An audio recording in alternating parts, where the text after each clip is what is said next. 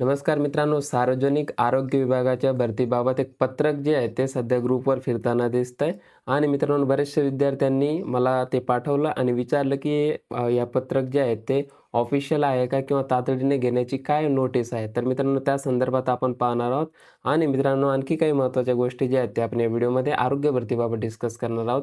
नवीन असेल चॅनलवर चॅनलला सबस्क्राईब करून घ्यायचे. तसेच मित्रांनो आपले टेलिग्राम चॅनल जॉइन करून घ्या. तिथे तुम्हाला PDF वगैरे जे आहेत ते मिळत असतात. आणि मित्रांनो तुम्ही आरोग्य भरतीसोबतच तलाठी भरती आदी पदांची जर तयारी करत असाल, तर तलाठी भरतीसाठी आपण जे आहे मित्रांनो दर्जेदार MPSC पॅटर्नची टेस्ट सीरीज मित्रांनो लॉन्च केलेली आहे. विद्यार्थ्यांनी सर्वाधिक पसंत केलेली ही टेस्ट सीरीज आहे. तुम्ही जॉइन करू शकतात. अत्यंत कमी फीजमध्ये आहे. तर तुम्ही तिथे आपला सराव करू शकतात. चला पत्रक काय आहे पाहूयात. तर पहा मित्रांनो, विषय इथे दिलेला आहे आणि आरोग्य विभागातील गट क व गट ड रखडलेली पदभरती प्रक्रिया TCS मार्फत तातडीने राबवून प्रसिद्ध करण्याबाबत. आता पहा मित्रांनो, हे कुणाला पाठवलेलं आहे पहा, पब्लिक हेल्थ आणि जे आहे ते इथे जे आमदार आहेत त्यांना इथे पाठवलेलं आहे. ठीक आहे. तर इथे दिसतंय पहा, प्रति माननीय आरोग्यमंत्री, प्रधान सचिव, आरोग्य विभाग, महाराष्ट्र शासन. आता पहा विषय याच्यामध्ये आपण जो वाचला तो दिलेला आहे आणि मित्रांनो इथे पहा हे निवेदन आहे. काय दिलेलं आहे? आरोग्य विभागातील गट क व गट ड संवर्गातील रखडलेल्या पदभरती संदर्भात हे निवेदन सादर करण्यात येत आहे. तर हे निवेदन आहे. तर मित्रांनो हे जे आहे ते विद्यार्थ्यांकडून पाठवलेलं पत्र आहे शासनाला ईमेलद्वारे. ठीक आहे. तर त्याच्यामध्ये काही मागण्या ज्या आहेत त्या मागण्या पण तुम्ही वाचू शकता. तुम्ही वाचल्या असतील. तर पहा, मागील 1 ते 2 वर्षापासून परीक्षेची वाट पाहणाऱ्या उमेदवारांचे वय व अभ्यासाचा कालावधी लक्षात घेता गट क व गट ड ची रखडलेली पदभरती कोणत्याही विलंबविना तातडीने जाहिरात प्रसिद्ध करण्यात यावी. तर मित्रांनो पहा 2023 ला जी आहे ती जाहिरात आली होती आपली. आता मित्रांनो त्यानंतर जाहिरात जी आहे आलेली नाही आहे आणि आरोग्य विभागामध्ये मित्रांनो भरपूर पदे जी आहेत ते रिक्त आहे आणि नवीन देखील हॉस्पिटल्स, नवीन संस्था त्या निर्माण करण्यात आलेल्या आहेत. त्याचे आपण भरपूर जे आहेत ते परिपत्रक वगैरे पाहिलेले आहेत. त्याच्या पण नोटीस पाहिलेल्या आहेत. तर त्यामुळे मित्रांनो आरोग्य खात्यामध्ये पदभरती करणे ही अत्यंत आवश्यक आहे. ठीक आहे. विद्यार्थ्यांची मागणी लक्षात घेता आणि मित्रांनो डिपार्टमेंटचं कामकाज, शासनाची व्यवस्था सर्व काही आणि आरोग्य खातं जे आहेत, आरोग्य विभाग जे आहेत, लोकांची सोय सर्व गोष्टी लक्षात घेता पदभरती ही अत्यावश्यक गोष्ट आता झालेली आहे. तर मित्रांनो आपण सोबतच पाहतो आहे, की यासाठी पदभरतीच्या बैठका ज्या आहेत ते होत आहे. म्हणजे पूर्वतयारी जी आहे ते सुरू आहेत.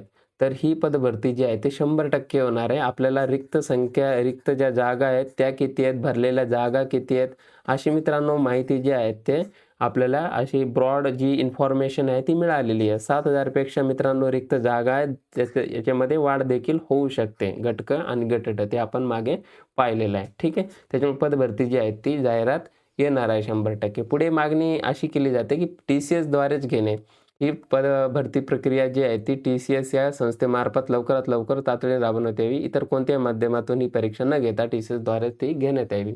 आता अशी मागणीचा इथे का केली जाते? कारण की पहा मित्रांनो आणि तसं पण 90% चान्सेस आहे, की TCSच ही परीक्षा घेईल. कारण की पहा MPSC जी संस्था आहे आपली, तर ती ग्रुप डीचे पेपर्स घेत नाही. त्याच्यामुळे कुठल्यातरी बाह्य संस्थेमार्फतच जी आहे ती पदभरती आरोग्य विभागाला करणं गरजेचं आहे.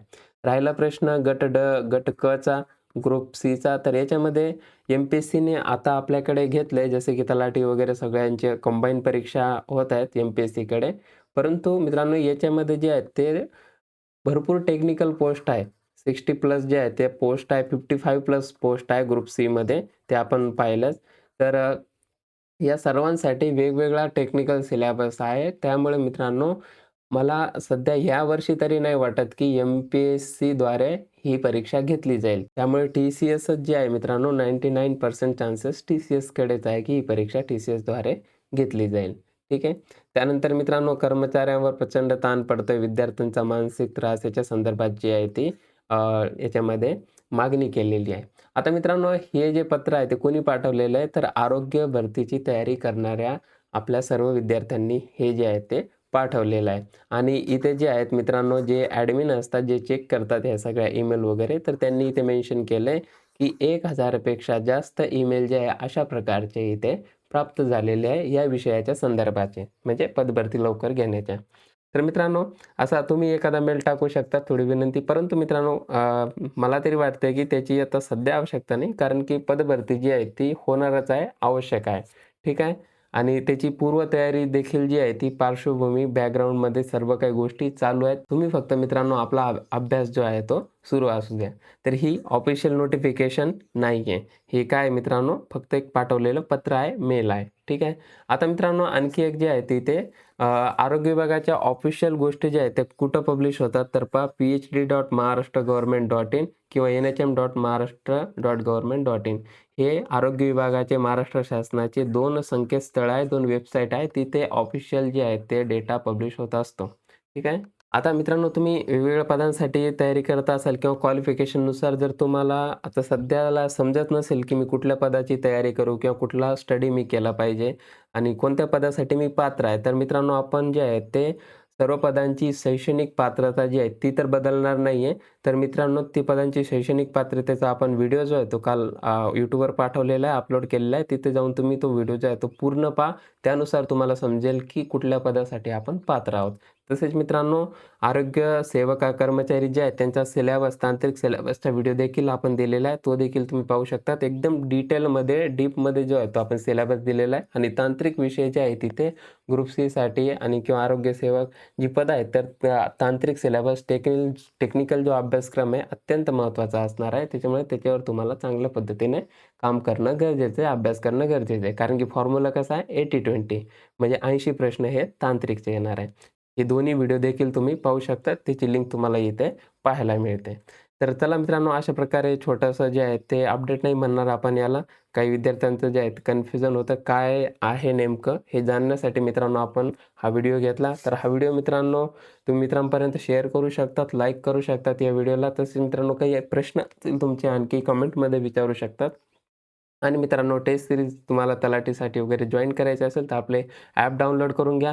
आणि मित्रांनो सगळ्या अभ्यासक्रमाच्या PDF असतील, आरोग्य विभागाच्या नोट्सच्या PDF असतील, ॲपवर तुम्हाला फ्री स्टडी मटेरियलमध्ये उपलब्ध करून दिलेलं आहे. जरी तुम्ही टेस्ट सीरीज जॉइन करायचे नसेल तरी practice exam preparation app download करून घ्या. तिथे तुम्हाला जे आहे ते सर्व मिळून जाईल. ठीक आहे. तर चला मित्रांनो धन्यवाद. थांबतोय. भेटूयात आपण पुढील व्हिडिओमध्ये.